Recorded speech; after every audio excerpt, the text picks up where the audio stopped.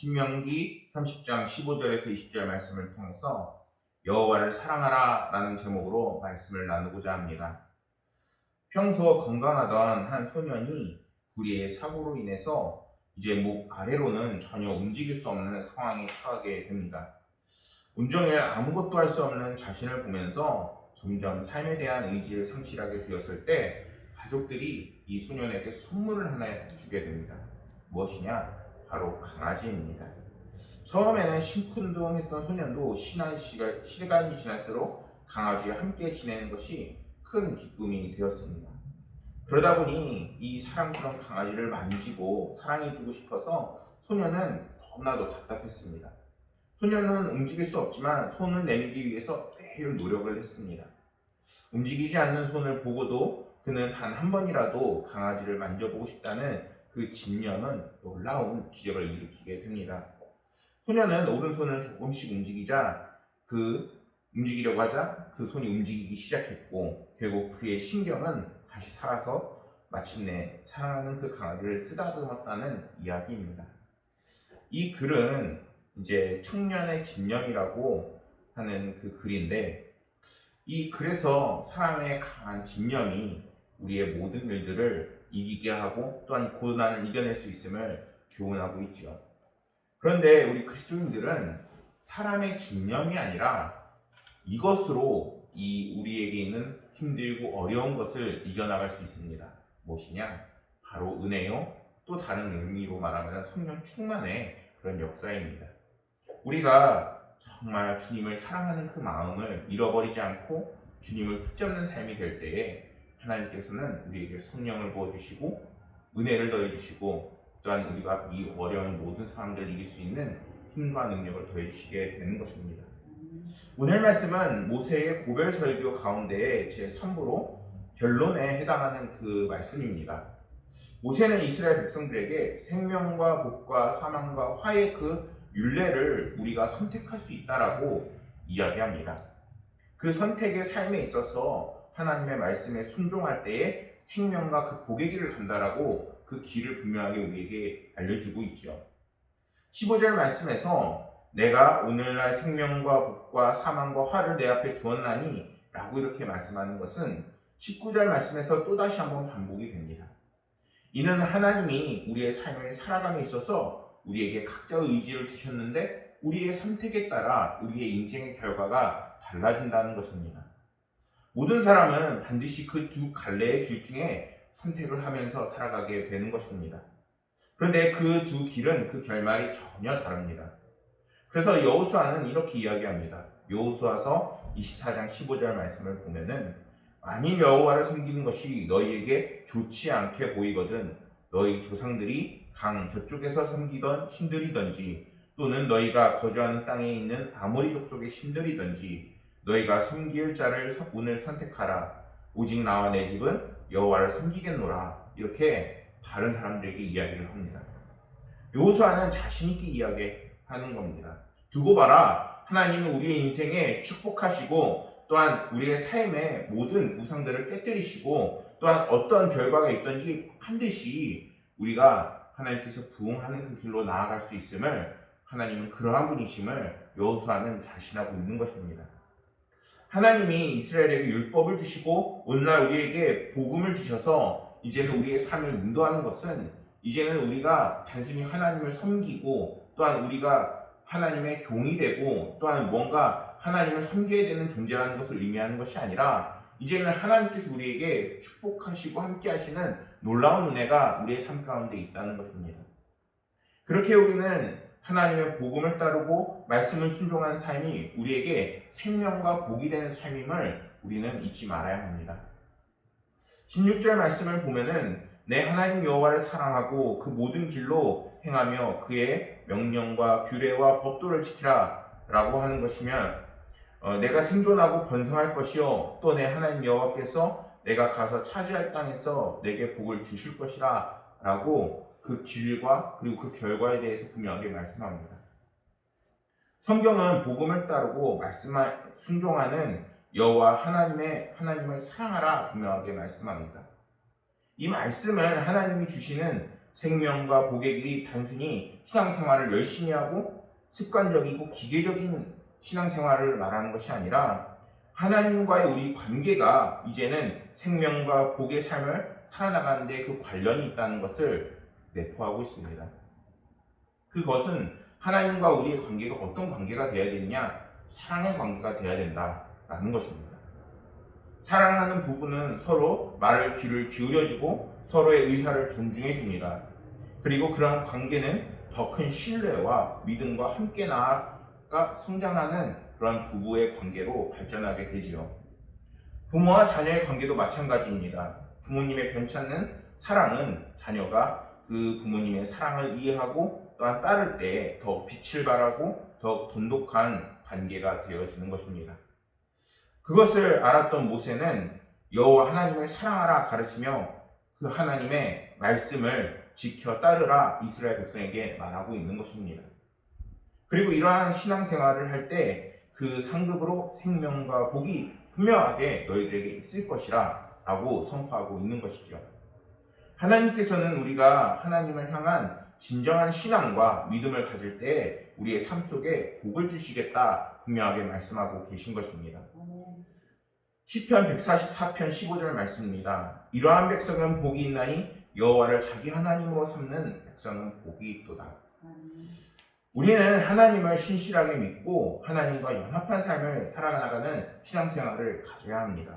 왜냐하면 그거야말로 우리가 생명과 복으로 나아가는 잘 사는 길이기 때문인 것입니다. 오늘날 우리는 오랜 코로나 상황의 생활로 형식적으로 신앙생활을 하는 경우도 있고 또한 그것에 대해서 무감각해지는 경우도 지금 일어나고 있습니다. 우리는 기억해야 합니다. 큰 소리로 부르짖던 주님을 찾는 소리, 또 크게 외치던 찬양 소리, 복음을 증거하던 담대한 전도, 그리고 오늘날 반드시 기도하면 주님께서 응답하실 거라는 우리의 믿음. 그 모든 것을 할 수 있었던 것은 주님을 사랑하는 그 마음과 열정이 우리 가운데 있었기 때문인 것입니다. 그렇게 우리는 그러한 마음을 다시 한번 회복해야 하는 것입니다. 하나님을 사랑하고 그 말씀에 순종함으로 그분의 영광을 이제 나타나기 위해 이제는 신앙생활을 할 때 하나님께서는 우리가 그토록 원하는 우리의 생명과 복을 더하는 그 간절한 기도에 응답해 주시고 아낌없이 우리에게 풍성한 은혜를 더해 주실 것입니다. 오늘 우리 현실의 문제와 복에 집중하게 되는 경우가 많은데 오히려 그것이 아니라 정말 주님께 집중하고 하나님과 어떻게 하면 함께 할 것인지를 찾는 그리스도인들이 되기를 소망합니다. 그럴 때 하나님께서는 반드시 여러분들의 그 기도와 또한 삶에 하나님의 은혜를 예배해 놓을 것입니다. 17절과 18절 말씀에서 이스라엘 백성들이 유혹을 받아 다른 신을 섬기는 죄를 범하게 되는 경우에 대해서 말씀을 합니다. 이스라엘이 하나님을 배반하고 우상을 숭배하면 그들이 들어가는 그 땅에서 장수하지 못하고 멸망하게 될 것이라 말씀하죠. 그런데 이 말씀을 보는데 우리들에게도 분명하게 대비해 볼 수 있습니다. 우리가 신앙생활을 한 주만 빠져도 얼마만큼 예배를 안 드리느냐. 만약에 평일에 교회를 가지 않고 예배를 드리지 않는다면 무려 2주가 한 달의 절반이 이제는 예배가 없고 하나님을 만날 시간이 없게 되는 것입니다. 그렇게 되면은 우리 가운데 있는 열정이나 하나님을 사랑하는 그 마음은 괜히 식을 수밖에 없게 되는 것이죠. 그렇게 되면은 우리 가운데 하나님께서 주시는 그 은혜가 들어올 수 없게 되는 것입니다. 그런데 사람들이 이처럼 하나님을 잊어버리고 하나님을 믿지 못하고 죄악의 유혹을 받게 되는 근본적인 원인이 있습니다. 그것은 하나님을 이제 마음을 하나님께로 돌이켜 그분의 말씀을 듣지 않기 때문인 것입니다. 이것은 사람들이 유혹받게 되는 근본적인 원인이 하나님을 싫어하는 부패한 마음이 이제 그 마음속에 있다는 것입니다. 그래서 성경은 말씀하기를 인간은 자기 내면의 악한 정욕과 세상을 향한 사랑이 세상에 대한 염려와 근심과 유혹이 이제는 빠지고 시험을 당한다고 분명하게 말씀합니다. 그러한 사실을 야고보서 1장 말씀에서는 오직 각 사람이 시험을 받는 것이 자기 욕심에 잉태한 즉 죄를 낳고 죄가 장성한즉 사망을 낳느니라 라고 분명하게 말씀하고 있습니다. 잠언 4장 23절 말씀에서는 무릇 지킬 만한 것보다 더욱 내 마음을 지키라 라고 말씀하고 있습니다. 그래서 우리는 세상 속에서 흔들림 없는 하나님을 향한 확신과 믿음과 그 신념을 갖기 위해서 끊임없이 노력하는 삶을 살아야 하는 것입니다. 하나님의 말씀을 붙들고 하나님을 순종하며 하나님과 함께 연합한 삶을 살아나갈 수 있도록 우리의 삶을 계속 채찍질하고 또한 인도해 나가고 또한 노력을 해야 하는 것입니다. 그것을 위해 하나님이 주신 은혜를 생각해 보길 소망합니다. 하나님이 주신 그 감사함이 우리 가운데 메마르지 않는다면 우리는 하나님을 더욱더 사랑하는 일에 더욱더 열정을 낼 수 있게 되는 것입니다. 잠깐이라도 우리의 마음이 하나님께로 떠나는 일이 없도록 우리는 주의하기를 소망합니다. 우리의 마음을 믿음 안에서 굳건히 해야 그 말씀을 따라 여호와 하나님을 사랑할 때에 하나님은 반드시 성도들의 그 마음과 믿음에 응답해 주십니다. 그리고 성도들을 축복의 길로 인도해 주실 것입니다. 국민일보 겨자씨에서 어느 목사님이 거목이라는 글을 기재했습니다. 이분이 충남 태안 안면도에서 있는 어느 섬에서 소나무 이야기를 듣게 됩니다. 그 나무들은 옛날 궁궐 건축에 쓰임을 받았습니다. 좋은 제목은 국가에서 보존하고 관리를 합니다. 사람을 만날 때 가끔 거목 같은 마음을 느끼게 하는 분들이 있다는 것을 이 나무에 비유를 하죠. 이분들의 특징이 있는데 그것은 무엇이냐? 바로 두 마음이 없는 사람이라는 것입니다. 오직 주님을 향한 믿음의 그 마음뿐 그리고 복음을 생각하는 사람들이라는 것입니다. 누구를 만나든지 담대히 복음을 증거하는 분들입니다. 그 대상이 한 나라의 대통령이라 할지라도 우리의 죄를 위해서 십자가에 달려 돌아가신 부활하신 주님을 그들 앞 담대히 증언합니다. 이 목사님은 목회를 하면서 자신도 그렇게 되기를 소망하며 그렇게 힘쓰며 살았다고 이야기합니다. 그러나 그 거목은 도움을 주기 위해 힘쓰기도 하지만 때로는 도움이 필요한 자가 스스로 생각과 마음을 바꾸게 만드는 그 힘도 있다고 이야기합니다. 또 거목들은 그 말을 백지수표와 같은데 주님을 향한 일을 계획하면 모든 부분에서 넘치고 부족함 없게 해주시는 하나님의 은혜를 분명하게 경험한다는 것입니다. 그러한 사람들은 두 마음을 품지 않는 거목이라 이렇게 글을 기재했습니다. 우리 고강은혜교회 성도님들이 정말 어떤 상황에 처하든 어떤 상황에 있든 정말 주님을 바라보는 거목들이 되시기를 소망합니다. 그럴 때 하나님께서는 백지수표와 같은 하나님의 은혜를 반드시 부어주시게 되는 것입니다. 20절 말씀입니다. 내 하나님 여호와를 사랑하고 그의 말씀을 청종하며 또 그를 의지하라. 그는 내 생명이시요 내 장수이시니 여호와께서 내 조상 아브라함과 이삭과 야곱에게 주리라 맹세하신 땅에서 내가 거주하리라. 하나님께서 넘치는 축복을 부어주십니다. 모세는 이스라엘 백성들을 향해서 다시 한번 내 하나님 여호와를 사랑하고 그 말씀을 순종하며 또 그의 말씀을 청종하며 또 그를 의지하라 분명하게 그 길을 안내합니다. 그 이유는 하나님께서 우리의 생명의 근원이 되시기 때문인 것입니다. 하나님은 세상과 인간을 창조하시기 전부터 우리를 사랑하시고 함께해 주십니다. 그리고 그 사랑을 변찮는 주님의 사랑과 지금도 변찮게 우리에게 부어주시게 되는 것입니다. 하나님께서 우리 모두가 행복하게 살고 주님 안에 있기를 원하십니다. 그런데 주님이 주신 이러한 행복은 우리의 환경이나 조건이 꼭 좋아야만 있는 것이 아닙니다. 우리가 생각하는 현실의 복인, 돈, 출세, 외모, 재주, 능력 등이 있지만 그 모든 것이 우리의 삶의 행복의 근원이 되지는 않습니다. 시편 서론의 1편에서는 분명하게 말씀합니다. 복되도다 악인들의 꾀를 따르지 않는 사람들, 복되도다 죄인의 길에 서지 않는 사람들이, 복되도다 오만한 자리에 앉지 않는 사람들이, 복되도다 오직 여호와의 율법을 즐거워하며 그 율법을 주야로 묵상하는 자들이.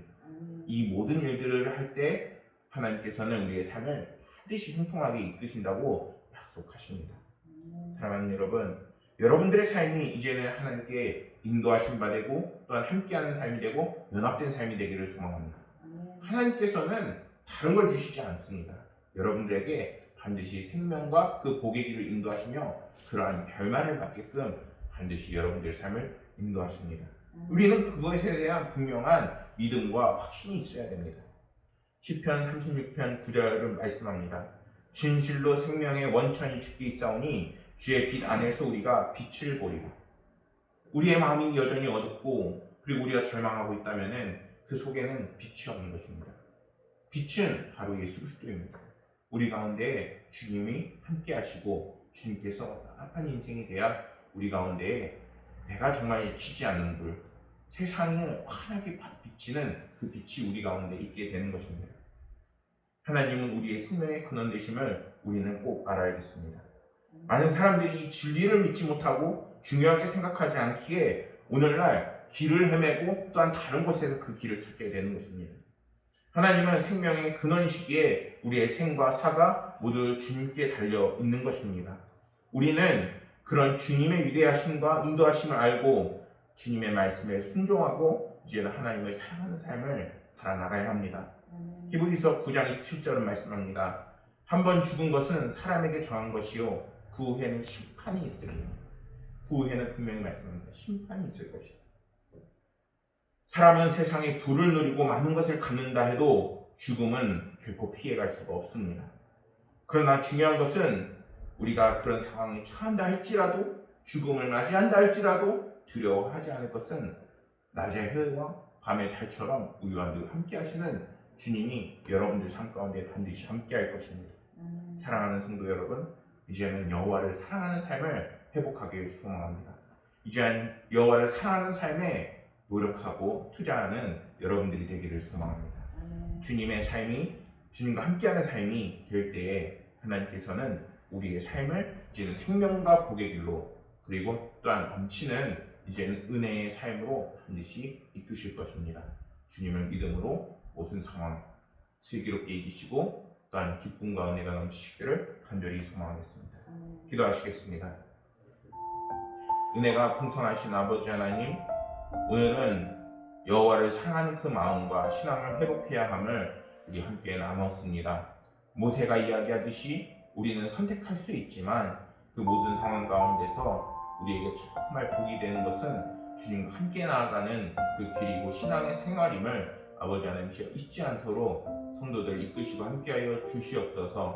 아버지 하나님이시여 우리가 이제는 말씀을 마치고 모든 이제는 다시 삶으로 돌아갔을 때에 사업장에서든지 각자의 삶에서든지 가정에서든지 어디에서든지 주님께서 함께 하시는 그 은혜와 손길을 붙잡으며 나아가는 성도들과 저희가 되게 하여 주옵소서. 하나님께서 모든 순간 함께 하시고 그리고 우리와 함께 하실 것을 믿으며 아버지 하나님께서 붙잡아 주시옵소서. 모든 말씀을